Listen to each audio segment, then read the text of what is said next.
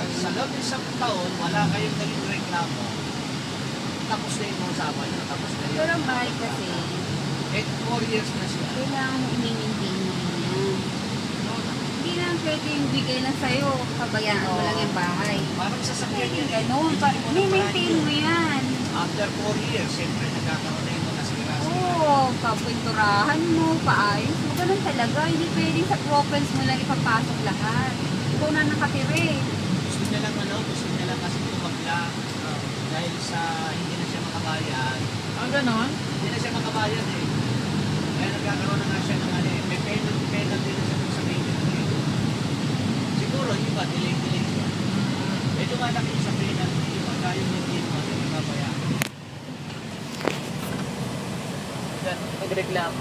Kaya nagreklamo eh. Ano kaya nangyari? Hindi may kakilala siya sa investigador kaya malakas din ang loob. Sabi?